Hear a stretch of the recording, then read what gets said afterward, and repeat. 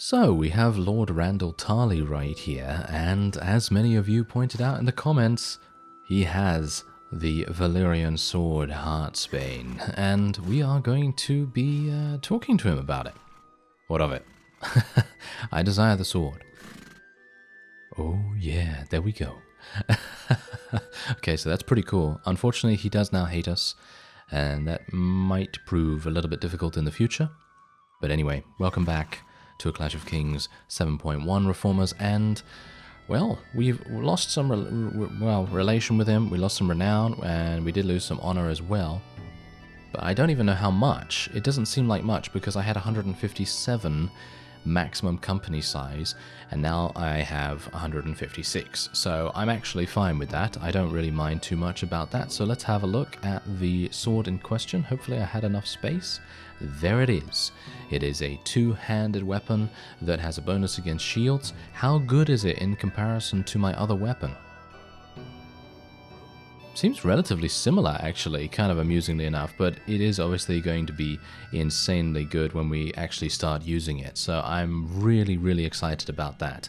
Now, what I've done is I've basically given some of my companions some of the better gear, and Sir Felton, I believe, could use some better gear. Oh, no, he's actually using some really nice stuff, but I'm actually going to replace that with something even better for him. As you can see, he now has 62.29 instead of 61.14, so that is really good for him. And otherwise, I am in a bit of a quandary here because I have only 119 coins. I leveled up all my forces however many I could with the amount of money that I had left over from the previous fight, and I'm actually going to just check how much I have in the treasury right now, and we'll see just how much I am going to... Ah, okay. That is actually not even bad. That is actually not even bad. I think that's pretty good, actually. So what we're going to do is I have a Weaver and Dye Works in Hull, don't I? So it's just unfortunate that we don't have any other towns, so that's a bit problematic. I'm going to take 5,000 from the treasury just for the moment, and I will be waiting here for some time. How many more? Oh yes, there we go. We can recruit another 7 times. That's fantastic.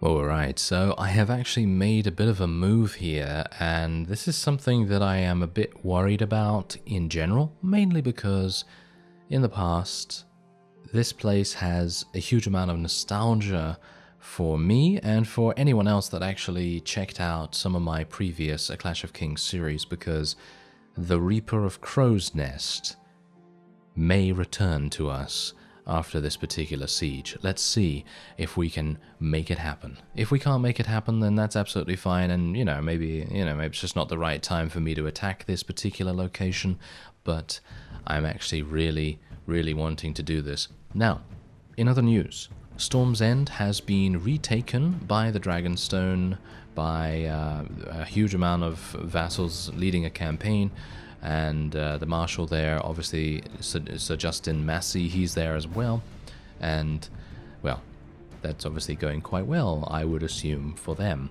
Now, they have just taken it, of course, and I thought to myself, okay, well, maybe while all of the Stormlands vassals might be kind of distracted, I might decide to head over here myself and do a little bit of nostalgia taking, shall we say. And I'm hopeful that I will be able to do this just because of that reason. But if I'm not, then it's just not the right time, and we're going to have to recalculate and go in at another time and try and take this again. And here's the thing. I don't actually think I'm going to be getting this awarded to me, so I'm not entirely sure why I'm taking it, but I thought that striking a blow deep into the enemy's territory like this would probably be a pretty decent idea. Now, you may notice a new companion right in front of me right here. Yes, Sir Jasper. Sir Jasper, I actually found him in a tavern. I believe it was King's Landing's Tavern or Duskendale or something like that. And he's obviously pretty fantastic, so... Well, he's not... I actually haven't even checked out his stats, to be honest.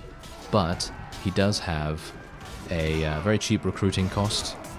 He's only 500, I believe, so that's pretty awesome. Basically, I'm happy to take anyone that is willing to join for that little amount, because they can then become beasts, you know? They can level themselves up, they can become even stronger than they are when they join us, of course.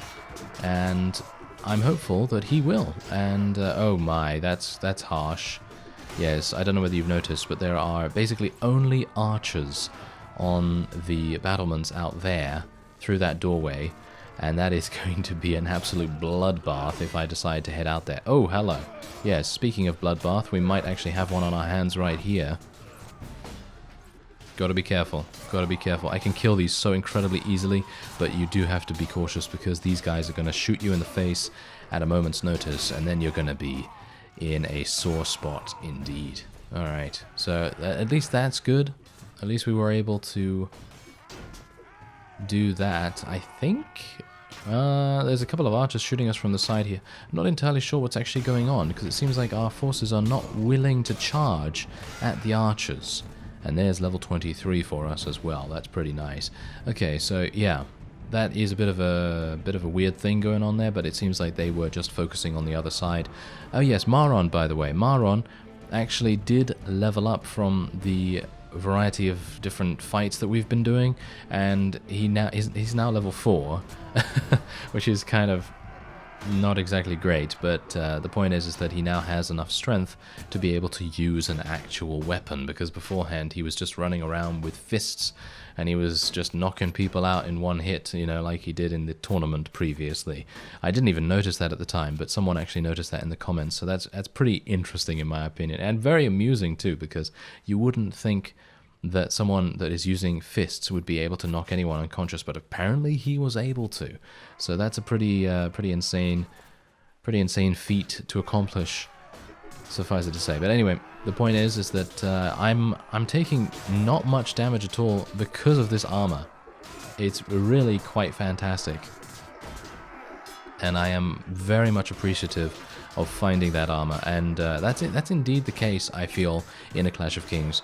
Heavily armored units are heavily armored units, and that's exactly how they should be. I mean, you know, they should take longer to kill than units that are using, I'm looking at you, Elite Dragonstone Man-at-Arms, that are using, well, robes. I mean, they're not really using robes. I think they're using, like, chainmail that has, like, cloth over it or something like that. I'm not entirely sure. I would hope that that's what they're using at the very least, but it is a bit a bit worrying to have some of your staple units using such light armor, but I suppose that's actually pretty good on the other hand, because that means they will then be able to move a little bit quicker too. Alright, so I'm actually, well, trying to do a couple of tactics here, because as you could no doubt tell, most of our forces were kind of stuck in this bottleneck situation, and it was really kind of bad, because we were actually ending up losing a couple, and that's really not good. So I decided, hey, you know what, we're just going to pull them back a little bit, and we'll see what we can do about maybe just getting in there ourselves and lending our assistance, because as we know, playing with, you know, a character such as Elias that has a huge amount of strength, power strike, and so on and so forth, basically the warrior archetype, he's going to be able to sway the battle in our favor, and that's exactly what I'm trying to do here. And obviously, being able to pull your units back and make the most of your own character is really, really important. So that's the reason why I've done that. And we're now able to get through, instead of just letting our forces kind of flail about, you know, very uselessly. They are now doing something very, very useful indeed, and hopefully I will be able to not get shot by these longbowmen. Now, what I'm going to try and do is I'm going to try and use the longbowmen's bodies as cover, if you know what I mean. So if I stand here, for example, none of those guys are going to try and shoot me, or at least a couple of them might, but it's in the minority, and they are going to be worried that they'll hit their own guy, right? So that's generally a pretty good tactic that I tend to use quite often when running into a huge amount of archers. Obviously, most of the time it generally will not work, because there will be someone off from the side somewhere that will be willing to do massive amounts of damage because I don't see them, or in general will just, yeah, catch me by surprise or something like that. But anyway, the point is that that's a really, really good strategy to have if you're running into a whole bunch of longbowmen. Just use their allies' bodies, when they're still alive, of course, as cover. And it's actually really good. Actually works out really nicely. At least most of the time, if I'm able to do it efficiently enough, shall we say. Isn't there someone left? Ah, hello there. I can see your bows. Oh yes, I can see their bows. Well, they are going to get absolutely slaughtered up there. Now, as my forces are taking care of the last remaining units up there, I must mention that as I was building the ladders to come in here, it took 32 hours, by the way, because I have no engineer. But anyway, the point is that as I was doing that, the mod seems to have included some of the, shall we say, events that happen in other mods, most notably Brittenwalder and probably Viking Conquest and World of Ice and Fire, all of those things. And generally when you're trying to do a siege, that is really harsh. It's really, really harsh to have those kinds of events actually happen. And I can understand why it is. Absolutely understand why it is. And I have no problem with it. But I'm mentioning it because I actually lost 15 units literally just from that.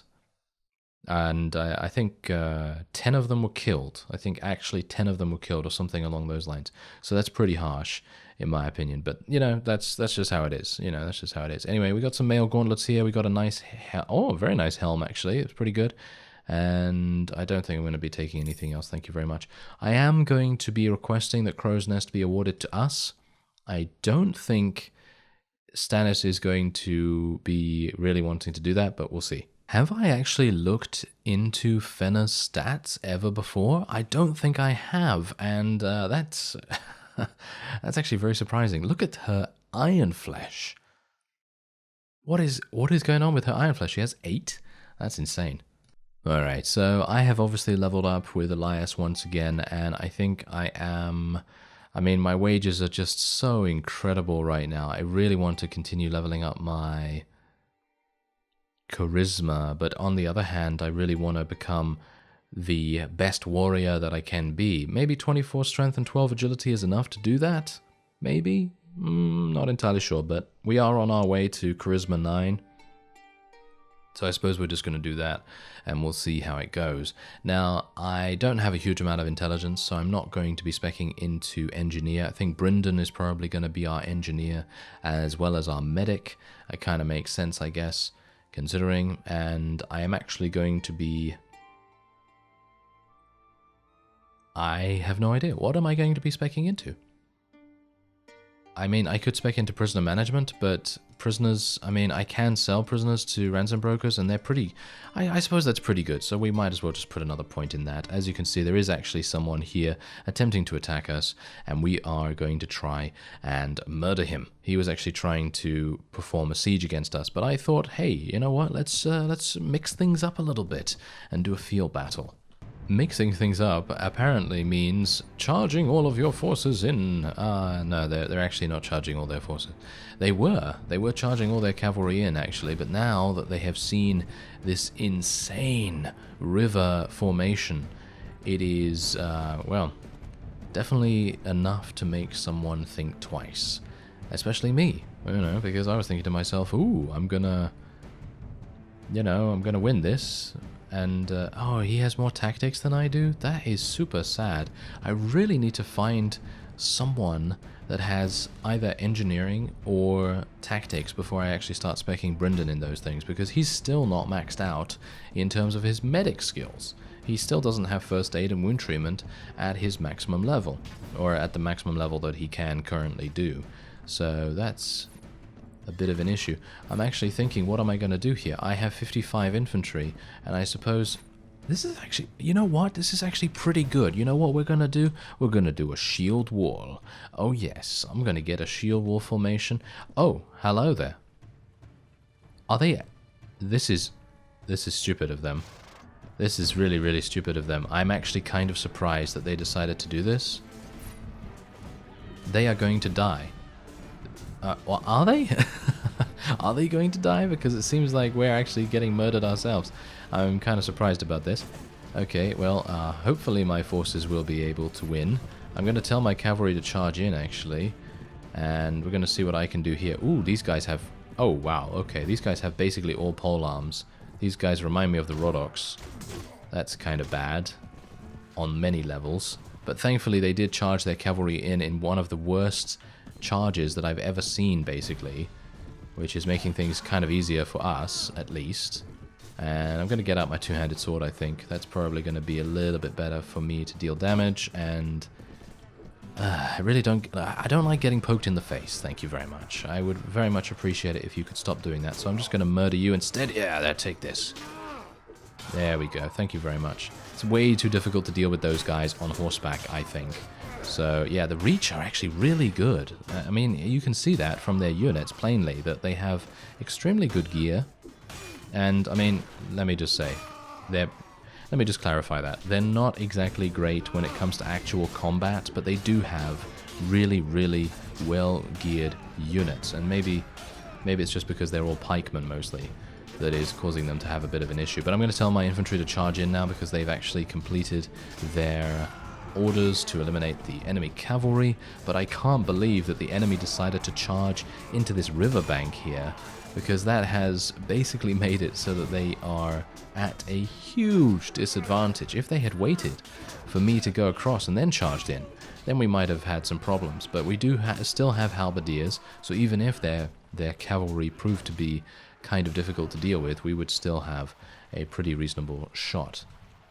Anyway, let's get my forces. I'm going to get my forces all over here, and then we're going to do a little bit of something. Oh yeah, we're going to do a little bit of something. Ow, ow. Please don't shoot me. I would appreciate it. Yeah, let's just do a little bit of damage. Have at thee, you scoundrel, I guess. I guess you could say in this situation. Yeah, there we go.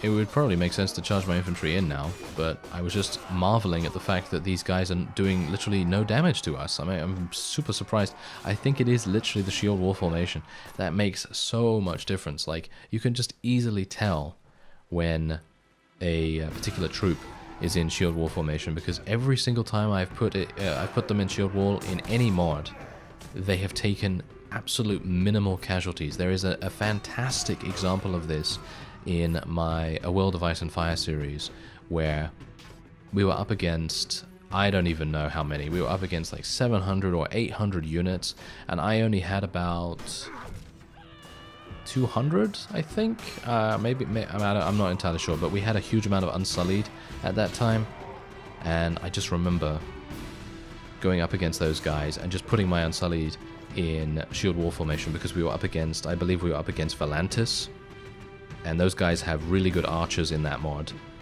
and they were absolutely destroying us in the waves beforehand. And then I thought to myself, okay, shield wall formation, let's do it, let's actually, employ a bit of tactics.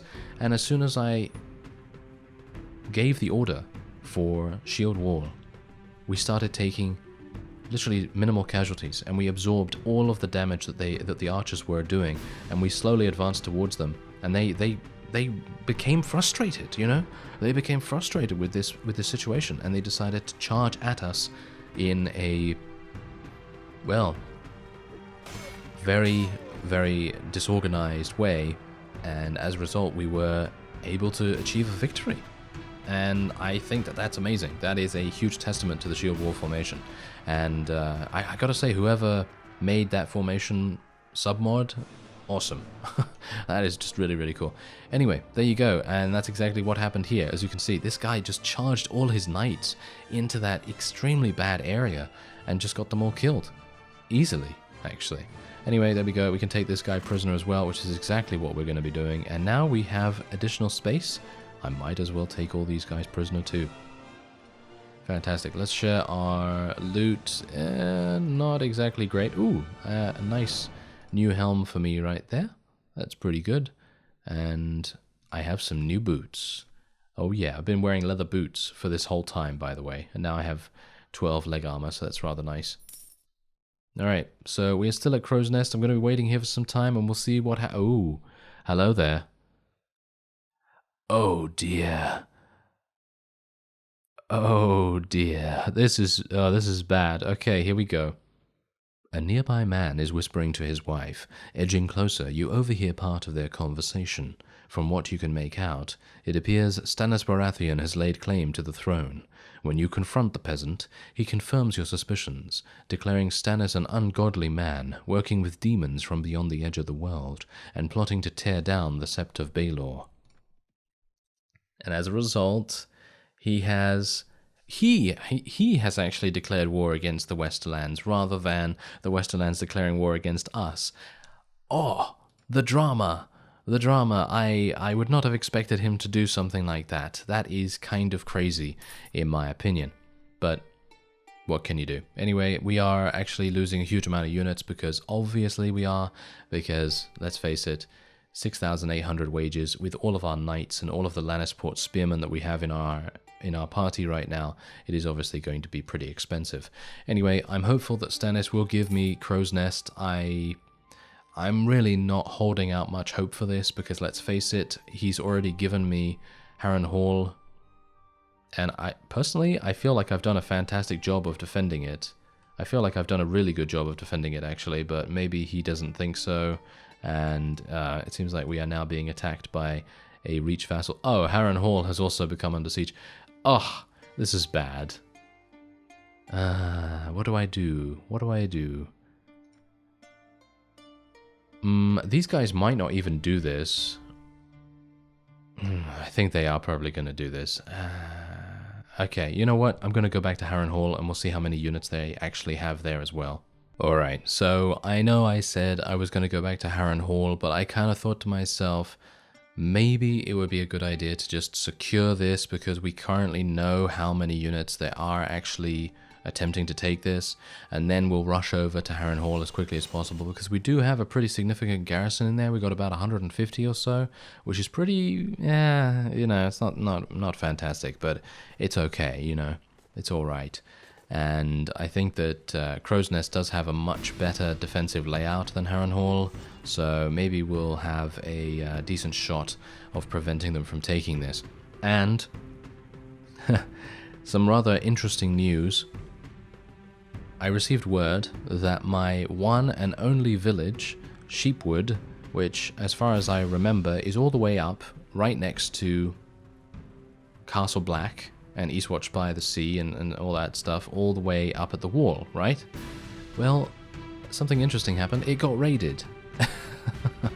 And I'm actually laughing, not because I am thinking that that's a fantastic thing ever, but I'm actually laughing because I can't believe that one of those vassals decided to run all the way up to the north. But I suppose whoever owns Winterfell, whoever owns Winterfell now, is probably going to be pretty close by. So they're probably going to be the ones that attacked, because obviously we are now at war against the Westerlands as well. This is going to be a very difficult thing to accomplish, but maybe, just maybe, we will be able to pull it off. Who knows? Who knows? I mean, if we can maybe eliminate the Stormlands and expand our territory a little bit further like that, then I think we have a good opportunity for additional conquest afterwards. But the Westerlands, thanks to me and me doing that quest that basically, you know, activated the entire shift of power in the north, thanks to me doing that earlier on in the series, things have become very complicated indeed. And if I had known that was actually going to sway the balance of power in such an incredible fashion, then I probably would have not done it. At least not at that point. Maybe I would have done it a little bit later on or something like that, but as it stands right now, we are in a pretty dire situation, and I guess what I can say is at least it's entertaining, because we don't know what's going to happen. I am up against it in every single way. We have no idea how many units are going to be coming from whichever way they want to, and who knows, maybe, just maybe, we'll even need to defend the homeland of the Dragonstone by actually going over to their towns and actual Dragonstone itself, you know, the castle of Dragonstone, and actually defending that as well. But what I do know is that I'm going to be rushing back over to Harren Hall after this. I have a bad feeling that there's going to be a really, really big vassal, or maybe even the liege of something. I think it's the Reach, isn't it? The Reach are currently attempting to take that, and Sir Baelor Hightower is there. And usually, whenever Sir Baelor is in the area, usually he's bringing he's bringing Mace with him. He's bringing Mace Tyrell with him. And that is a bad situation to be in, because Mace has usually about 300 to 400 units in his army, and he's very similar to Tywin in that way. And speaking of Tywin, now we're at war against Tywin, so that's really kind of bad. Oh dear, we might be in some dire straits coming up in the near future. Now, before I forget, as we are continuing to slaughter every single Reach that decides to come over here, or Reach man, shall we say, I do remember that we still need to capture Renly, but I did check at the Weeping Town before we actually started this siege, and I actually forgot to mention it. But anyway, the point is that I did check, and he's still there. I don't know why. I don't know why he's still there.